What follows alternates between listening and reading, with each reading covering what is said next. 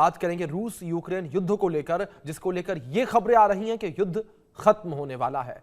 और इस बीच जिस तरीके से युद्ध को लेकर यह जानकारी सामने आई कि रूस और यूक्रेन के बीच जो लंबे समय से संघर्ष चल रहा है, ये संघर्ष जो है वो अब खत्म होने वाला है। ऐसे दावे क्यों किए जा रहे हैं, आखिर इसके पीछे की वजह क्या है, इन तमाम पहलुओं को लेकर बातचीत करेंगे और जानकारियां भी आप तक पहुंचाने का प्रयास करेंगे। लेकिन दूसरी ओर अगर रूस और यूक्रेन युद्ध को लेकर बात करें, लगातार रूस और यूक्रेन एक दूसरे के ऊपर हमले कर रहे हैं। दोनों देश जो हैं वो एक दूसरे के ऊपर हमले कर रहे हैं। और बड़ी बात यहां पर यह है कि यूक्रेन जो पहले हमले नहीं कर रहा था, यूक्रेन भी अब आगे बढ़कर रूस के ऊपर हमले करता हुआ नजर आ रहा है। तो ये जानकारियां जिस तरीके से इस बीच निकलकर सामने आ रही हैं, रूस और यूक्रेन युद्ध को लेकर जिस तरीके से लगातार जो है वो चर्चा चलती नजर आ रही है, लेकिन इस बीच लगातार ये कहा जा रहा है कि ये युद्ध जो है वो अब खत्म हो सकता है। लेकिन करीब 4 साल का वक्त जो है वो युद्ध को बीत चुका है, लेकिन उसके बावजूद ये युद्ध खत्म होता हुआ फिलहाल नजर नहीं आ रहा है। और लगातार युद्ध जो है वो जारी है। दोनों देश जो है वो लगातार एक दूसरे के ऊपर हमले जो है वो कर रहे हैं। और जहां दावे युद्ध रोकने को लेकर किए जा रहे हैं, ये युद्ध जो है रुकता हुआ नजर नहीं आ रहा है। तो युद्ध में कोई भी बदलाव की स्थिति जो है फिलहाल देखने को नहीं मिल रही है। जो दावे फिलहाल किए जा रहे हैं, लेकिन वो दावे जमीनी स्तर पर नजर नहीं आ रहे हैं। अब बात करेंगे इस शांति को लेकर। रूस से शांति के लिए जेलेंस्की ने जिद अपनी छोड़ दी है। किस तरीके से जिद छोड़ी है, क्या ये पूरा मामला, ग्राफिक्स के माध्यम से जानकारी आप तक हम पहुंचाने का प्रयास करते हैं। किस तरीके से रूस यूक्रेन का युद्ध खत्म होने के आसार बनते नजर आ रहे हैं। रूस यूक्रेन के बीच शांति समझौते के आगे बढ़ने की उम्मीद जताई गई है। रूस और यूक्रेन युद्ध पर जेलेंस्की का बड़ा बयान भी निकलकर सामने आया। जेलेंस्की ने एक बड़ा बयान दिया। जेलेंस्की ने नाटो की दावेदारी छोड़ने की बात कही है, वो तैयार है। और जेलेंस्की नाटो सदस्यता की अपनी जिद छोड़ने पर राजी हो गए हैं। जेलेंस्की अमेरिका और यूरोप से सुरक्षा की गारंटी चाहते हैं और पश्चिमी देशों से ठोस सुरक्षा गारंटी चाहता है यूक्रेन इस वक्त। और सुरक्षा गारंटी के लिए जेलेंस्की ने नाटो से नहीं जुड़ने के संकेत दिए हैं। जेलेंस्की ने यह भी कहा कि अमेरिका यूक्रेन पर रूस को किसी भी तरह का क्षेत्र नहीं दिया जाएगा। तो इसको लेकर कई सारी बातें जो हैं वो जानकारी सामने आ रही, क्षेत्र सौंपने के लिए दबाव नहीं बनाने के बाद भी उन्होंने कही है।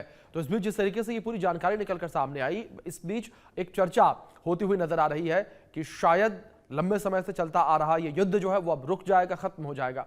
और इस विषय पर बातचीत करने के लिए खास मेहमान हमारे साथ जुड़े हैं। हमारे साथ रिटायर्ड मेजर जनरल पीके सहगल जी जुड़े हैं, रक्षा विशेषज्ञ के तौर पर। उनका रुख करेंगे, बातचीत करेंगे। सहगल साहब, अगर बात इस पूरे युद्ध को लेकर की जाए और जिस तरीके से यहाँ जेलेंस्की ने संकेत दिए हैं ये नाटो से न जुड़ने को लेकर, आपको किस तरीके से संकेत लगते हैं? क्या आपको लगता है कि जेलेंस्की नाटो से नहीं जुड़ेंगे और अमेरिका यूरोप अगर उन्हें सुरक्षा की गारंटी दे देता है तो जेलेंस्की शांत हो जाएंगे, यूक्रेन शांत हो जाएगा? देखो, जबरदस्त कोशिश कर रहे हैं डोनाल्ड ट्रंप की किसी ना किसी तरीके से ये युद्ध को रोका जाए। बहुत बड़े पैमाने पर दोनों देशों में बहुत नुकसान हुआ है। दोनों देशों ने कम से कम, जहाँ तक रशिया का ताल्लुक है, 1 मिलियन से ज़्यादा लोग मारे गए हैं और कम से कम उससे 3 गुना से ज़्यादा घायल हुए हैं। बड़े पैमाने पर तबाही हुई है दोनों ही देशों में। दोनों ही देश एक दूसरे के इंफ्रास्ट्रक्चर को और एनर्जी को नुकसान पहुँचा रहे हैं। जहाँ अभी वहाँ ज़बरदस्त सर्दी होती है, रशिया में भी और यूक्रेन में भी। कम से कम 1 मिलियन लोग दोनों साइड, दोनों तरफ जो है अंधेरे में, उनको बिजली नहीं मिल रही, उनको कईयों को पानी नहीं मिल रहा, बिजली और पानी दोनों चीज़ें नहीं मिल रही। ऐसे में अभी यूक्रेन के प्रधान जो प्रेसिडेंट है जेलेंस्की, उन्होंने साफ तौर पर कहा है कि उन्होंने जो नेटो की जिद है उसको छोड़ दिया है। वो चाहते हैं कि रशिया के अटैक से उनको गारंटी दी जाए, सुरक्षा की गारंटी दी जाए अमेरिका के माध्यम से और यूरोप के माध्यम से। लेकिन क्या ये पुतिन मानेंगे या नहीं मानेंगे? क्योंकि इसके ऊपर जिक्र नहीं किया जा रहा। क्रीमिया को लेकर, डोनेट्स्क को लेकर, खार्किव को लेकर 4 प्रोविंसेस जिसमें रशिया चाहता है कि उनके साथ मिल जाए। यूक्रेन किसी प्रकार से तैयार नहीं होगा। यूक्रेन साफ तौर पे कह रहा है कि जो एरिया रशिया कैप्चर कर चुके हैं, डोनेट्स्क के एरिया में, वो एरिया रशिया के पास रह सकते हैं इनिशियली, लेकिन बाकी जगह से उनकी फोर्सेस विड्रॉ करेंगे। लेकिन जो रशिया का मांग है कि डोनेट्स्क के एरिया में, खार्किव के एरिया में, लुहांस्क के एरिया में जितने भी उन्होंने एरियाज क्लेम किए हैं, उन तमाम एरियाज, चाहे वो ऑक्यूपाई रशिया ने किए या नहीं ऑक्यूपाई किए, उनमें से यूक्रेनियन फोर्सेस को विड्रॉ किया जाए। ये शर्त कभी भी नहीं मानेंगे जहाँ तक यूक्रेन का ताल्लुक है और जहाँ तक यूरोप का ताल्लुक है। तो यूरोप साफ तौर पे कहता है कि अगर यूक्रेन झुक गया और अगर यूक्रेन हार हार जाता है और रशिया की शर्तों के ऊपर एग्रीमेंट होती है, तो वास्तव में पूरे यूरोप को जबरदस्त खतरा होगा रशिया से। साथ ही साथ युद्ध विराम हो सकता है, क्योंकि दोनों ही देश जो है बैटल फिटीग्ड है। दोनों ही देश के अवाम चाहते हैं किसी ना किसी प्रकार की शांति हो। दोनों ही देश जो है बड़े पैमाने पर, जी उसकी इकोनॉमी कम्प्लीटली ठप हो गई है। रशिया की भी इकोनॉमी बहुत जी बड़े पैमाने पर ठप हो चुकी है। वो चाहते हैं कि किसी प्रकार से शांति हो। ऐसे में हो सकता है, और अगर याद होगा, अब हिंदुस्तान में जब पुतिन आए हुए थे, उन्होंने भी इशारा दिया था कि जल्द ही इस इशू का समाधान निकल सकता है और वहाँ शांति हो सकती है। ऐसे में मुझे लगता है कि कुछ चांसेस हैं शांति होने के, लेकिन ये डिपेंड करता है वास्तव में पुतिन के ऊपर। पुतिन को भी अपनी मांगों में कमी जी करनी पड़ेगी। बिल्कुल सर, जिस तरीके से आपने जिक्र किया कि ये पुतिन के ऊपर भी काफी ज्यादा निर्भर होता हुआ नजर आ रहा है। और इस बीच हमारे साथ विदेश मामलों के जानकार करोरी सिंह भी जुड़ गए हैं, खास मेहमान। करोरी जी, बहुत स्वागत है आपका सर इस चर्चा में। और सर, मेरा सवाल आपसे यहाँ पर यही है कि जिस तरीके से यहाँ पर जेलेंस्की ने अपने नरम तेवर दिखाए हैं, क्या आपको लगता है कि ये युद्ध जो लंबे समय से 4 साल से चलता नजर आ रहा है, वो अब खत्म होता हुआ नजर आएगा? देखिए अभिषेक, सबसे पहले तो मैं एक आधारभूत बात कहना चाहूंगा कि बिल्कुल परंपरागत युद्ध होते हैं और आज के युद्ध हैं, उनमें एक आधारभूत अंतर है। जी पहले युद्ध होते थे, एक जीतता था, हारता था, हार और जीत होती थी। आज के युद्ध में हार और जीत नहीं है। आज का युद्ध अगर खत्म करना है, शांति लानी है, तो विन विन सिचुएशन होना चाहिए। दोनों को यह एहसास हो कि हम जीत गए हैं। दूसरा यह कि भविष्य की सुरक्षा की गारंटी सुनिश्चित हो। ये दो चीजें युद्धों में अब उभर कर सामने आ रहे हैं। कहीं भी शांति स्थापित हो, चाहे ईरान, इजराइल, रशिया में, अमेरिका में हुई हो, या भारत पाकिस्तान में अभी ऑपरेशन सिंदूर के टाइम हुई हो, तो ऐसी स्थिति बन रही है। तो इसमें यूक्रेन और रशिया में जो बातचीत अभी बर्लिन में चल रही है, उसके लिए जेलेंस्की इससे तो सहमत हो गए हैं कि मैं नाटो का सदस्यता को छोड़ सकता हूं, सदस्यता की जरूरत नहीं होगी। लेकिन वो एक मुद्दा नहीं है, मुद्दे और हैं, और पैरेलल कई मुद्दे चल रहे हैं। अभी यूरोप में सबसे बड़ा मुद्दा ये चल रहा है कि यूक्रेन को निर्माण के लिए जो रशियन एसेट्स हैं उनको सीज किया जाए और सीज करके यूक्रेन के पुनर्निर्माण में लगाया जाए। उसको लेके यूरोपियन कंट्रीज में डिफरेंसेज है। प्रारंभ में तो हंगरी जैसे कंट्री विरोध कर रहे थे, अब ब्रसेल्स जैसे भी आ गए, और उनका यह कहना है कि बहुत से कानूनी मुद्दे हैं जिससे हम रशियन जो फ्रीज एसेट है, और जो बहुत ज्यादा है, 200 बिलियन से ज्यादा यूरो है, तो उनको यूज कैसे करें, करें या न करें, अभी पोस्टपोन्ड हो गई है। 18 तारीख को फिर मीटिंग होगी, क्या होता है। आज जो बर्लिन में बातचीत चल रही है, कल बातचीत हुई, उसमें इतना ही उभर कर सामने आया है कि वो नेटो के सदस्यता की मांग रख देंगे। लेकिन आगे और मुद्दे हैं कि जो टेरिटरी का मुद्दा है, और टेरिटरी का मुद्दा केवल जेलेंस्की का नहीं है, वहां का संवैधानिक मुद्दा है। क्योंकि हर देश के संविधान में एक प्रोविजन होता है कि कोई भी शासक है कि अपने देश की टेरिटरी अपनी इच्छा से एग्जीक्यूटिव होती है, वो ट्रांसफर नहीं कर सकती, दूसरे देश को नहीं दे सकती, एक्सेप्ट नहीं कर सकती।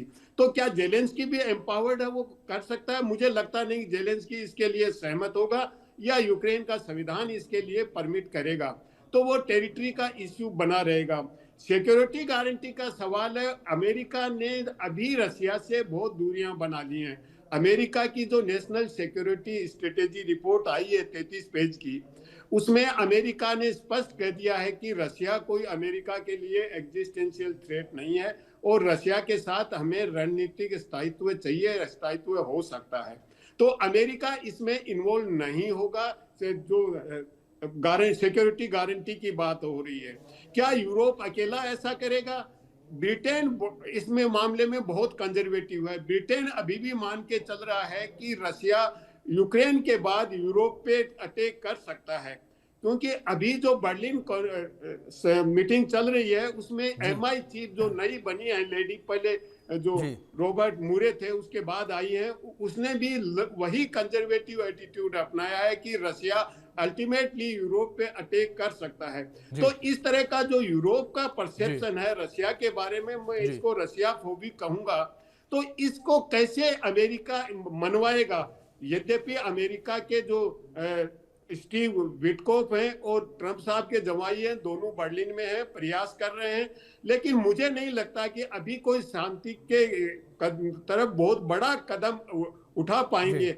वैसे ब्रिटेन का या यूरोपियन कंट्रीज का बिल्कुल कहना है करोड़े कि जी, आपने ये coalition बड़ी of बात willing कही है बनवाते हैं। कि फिलहाल नहीं लगता कि शांति की ओर कोई बड़ा कदम उठ पाएगा। इसी के साथ मैं सहगल साहब का रुख करना चाहूंगा। सहगल साहब, जिस तरीके से अगर अमेरिका की भूमिका को लेकर बात करें, मैं आपसे समझना चाहूंगा अमेरिका की भूमिका, क्योंकि अमेरिका ने भले ही सामने से कहा हो कि युद्ध रुके, हम युद्ध रुकवाने की कोशिश कर रहे हैं, लेकिन अमेरिका ने कभी ये नहीं चाहा कि ये युद्ध रुके, क्योंकि युद्ध रुकने का मतलब अमेरिका को लॉस।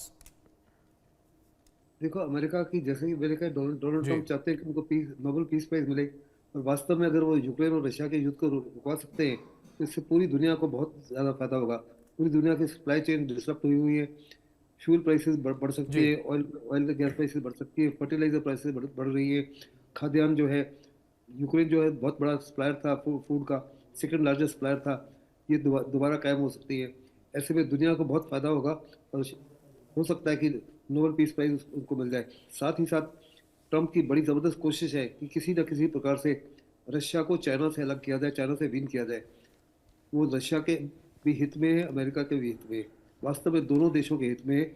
रशिया भी साफ तौर पर जानता है कि पोटेंशियल खतरा जो उसको आने वाले समय में सबसे बड़ा खतरा चाइना से है, लेकिन जो वेस्टर्न सैंक्शन लगी है, यूरोप की तरफ से सैंक्शन लगी है, अमेरिका की तरफ से सैंक्शन लगी है, उसकी वजह से वो बस बड़े करीब हो गया है रशिया चाइना के, और जो चाइना के लिए फ़ायदेमंद है लेकिन रशिया के लिए नुकसानदेह है। लेकिन जहाँ तक रशिया का ताल्लुक है, रशिया किसी प्रकार से कॉम्प्रोमाइज़ नहीं करेगा अपनी मांगों को लेकर। वो तो चाहते हैं कि क्रिमिया जो है उनके 2014 में उन्होंने ऑक्यूपाई किया था, उसको यूक्रेन एक्सेप्ट कर ले। साथ ही साथ वो टेरिटरीज की बात कर रहे हैं, लेकिन यूक्रेन जो है साफ तौर पे कह रहा है कि यूएन चार्टर के मुताबिक, यूरोपियन चार्टर के मुताबिक किसी प्रकार से अपनी सॉवरेनिटी को और टेरिटोरियल इंटीग्रिटी को कॉम्प्रोमाइज़ नहीं करना।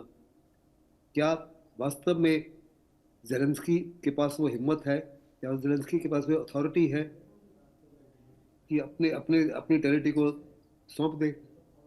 क्या यूक्रेन के लोग इसको मानेंगे?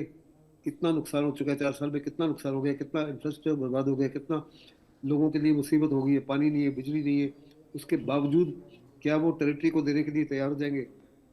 जैसे कि तोड़ीमल जी ने कहा, जी। ये ट्रीटी तभी साइन होगी, पीस एग्रीमेंट तभी साइन होगी जब दोनों देश को साफ तौर पे नजर आए कि दोनों देश ने विन विन सिचुएशन है, दोनों ही देश को कुछ ना कुछ फायदा हुआ है, कुछ ना कुछ लाभ हुआ है, दोनों ही देश की ईगो जो है और इंटेग्रिटी जो है कायम रही है।